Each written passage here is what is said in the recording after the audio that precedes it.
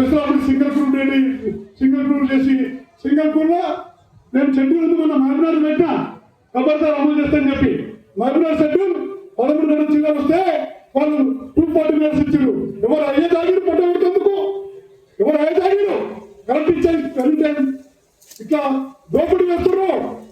ఎన్ని చూపిస్తా బహిరంగ చర్చకు మీడియా సమక్షంలో ఈ ప్రభుత్వంలో కూర్చొని ప్రతి షెడ్యూల్ పైన సమీక్ష చేసేందుకు స్టాఫ్ అండ్ వర్కర్స్ యూనియన్ సిద్ధంగా ఉంది. ఎందుకు సిద్ధంగా ఓటు పట్టగలుగుతాం, డబ్బులు పట్టగలుగుతాం, రిక్రూట్మెంట్ చేయడం, అవుట్ సోర్సింగ్ చేస్తుంటాం. ఎంత ధైర్యం అవుట్ సోర్సింగ్ చేస్తాం చెప్పడానికి పేదలు నిలబడుకుంటావా? పేదలు ఇవ్వకుండా అధికారులు అడ్డం పడుతున్నారు. లాలుచ్చేవా అలవాటు పడ్డారు అధికారులు.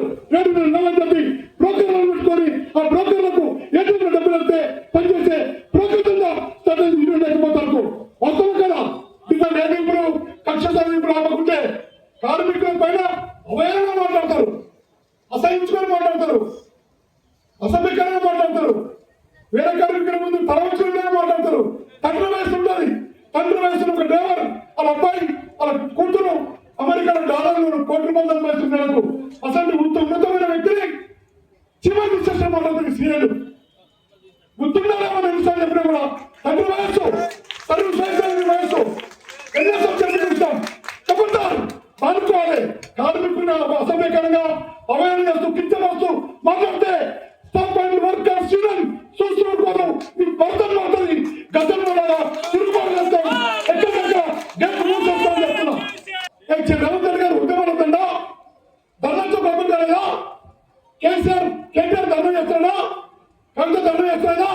డిపార్ట్మెంట్ కార్మిక సంవత్సరం పైన ధర్నా చేద్దాం చెప్తున్నా. రేవంత్ రెడ్డి గారు చెప్తున్నా ఎందుకు చేస్తున్నారు? శావనెత్తు సత్యంగా నేను శావనెత్తు చావద్దు. Staff and workers union INTUC జెండా మీకు వెన్నట్టు ఉంటుంది. రేపటి నుంచి డిపోలో కార్మికుల సంవత్సరం పోరాటం చేయండి. అసకండి, గేటు ముయ్యకండి, బస్సులు ఆపకండి, ప్రొటెస్ట్ చేయండి, నిరసన జరపండి, ఖబర్దారు చెప్పండి. దానికి స్టాఫ్ అండ్ వర్కర్స్ మీ మద్దతు ఉంటుంది.